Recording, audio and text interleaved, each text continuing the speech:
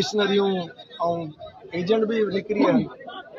पर जॾहिं हिकिड़ो कैंडिडेट इहो पाण अची चवे त उन सां तव्हां सम्झो था त उनखे वोट मिलिया आहिनि आवाम जा न मिलिया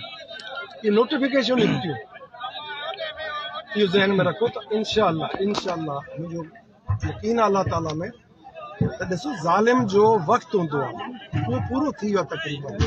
हाणे रहियो सुवाल त कुझु असां वटि शैतान आहिनि इब्लीस उहे मदद न कनि त ही डथा पिया आहिनि सभु वरी न निकिरंदा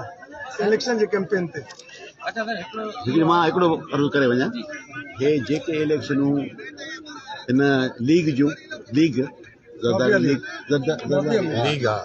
सभु धांधली सां कटियूं अथऊं माण्हू खे ड्रेजारे केस करे मोबाइलूं ज़मीनुनि ते कब्ज़ा कहिड़ी फेयर इलेक्शन थी आहे। हाणे हिन दफ़े इंशाल्लाह असां सभु गॾु आहियूं हिकु हिकु सीट ते बीहंदासीं ही कामयाबी थी।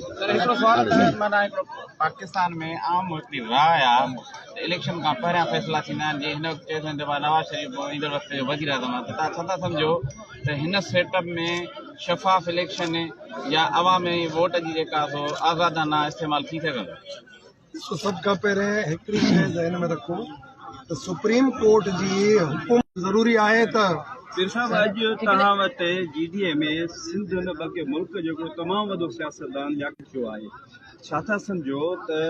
ईंदड़ वक़्त में ॿियूं कहिड़ियूं शख़्सियतूं शामिल थी सघनि थियूं अहिड़े क़िस्म जूं जंहिंजो एतिरो कद पतो हुजे ऐं लियाकत अली ख़ान जी GDA बाबा मां वर्कर आहियां मां कोन मां वर्कर आहियां मुंहिंजी ॻाल्हि ॿुधो तव्हां सां इहो सुवाल जो तव्हां कयो था जेको बि उम्मीदवार कंहिं बि तक में हूंदो आहे उहो भारी भरकम में हूंदो आहे। साईं जो ख़ानदान साईं जे वालिद साहब जी कुर्बानियूं साईं जो ख़ानदान कुर्बानियूं इक़्तिदार अब्बासी साहब जी वालदा खां वठी सिलसिलो अब्बासी साहबनि जो त राज रहियो आहे 200 साल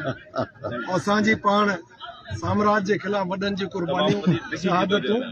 सो उहे ॾिठो वञे त असली वारिस पाण ई आहियूं पोइ देर सवेर इंशाल्लाह तव्हांखे नज़र असां ईंदासीं इंशाल्लाह। इलेक्शन में इत्तेहाद बनता है पीपल्स पार्टी अगेंस्ट है इतना बड़ा अगेंस्ट में वोट में के फिर भी इत्तेहाद कामयाबी नहीं मिल सकती क्या वजूहत हो सकती हैं कि वोटर तकसीम हो जाते हैं या कोई जो इत्तेहाद के रहनुमा है उनमें कुछ हो जाता है कि इख्तिलाफात हो जाते हैं कि जो इत्तेहाद बनते हैं वो कामयाब नहीं होते। इसमें मैं मुख्तसर कहूँगा मुनकर नकीर जो है ना वो हिसाब किताब लिख रहे हैं पर जो इबलीस है वो बीच में से घुस जाता है अब इबलीस के हाथ में है कि वो क्या करता है बाकी वोट इनको नहीं मिलते। लियाकत साहब तव्हांखे सवाल आहे आख़िरी सवाल आहे त तव्हां नवाज़ शरीफ़ सां निभायो मियां साहब वज़ीर आज़म थियो तव्हां उते रहियो तव्हां PTI खे सॼी सिंध में जलसा कराया तव्हां उते रहियो हाणे वरी तव्हां जो ऐलान कयो त सॼी सिंध में GDA खे जलसा कराईंदासीं छा था सम्झो इहो तजुर्बो हलंदो रहंदो। हिकिड़ी ॻाल्हि हिकिड़ी ॻाल्हि ॿुधो हे जेको ख़ानदान जेके असां हे पाण में सभु वेठा आहियूं साईं ज़ैन शाह बि वेठो आहे असां हिक ॿिए खे धोखे ॾियण वारा कोन आहियूं असां धोखा ॾाढा खाधा आहिनि बसि इहो जवाबु।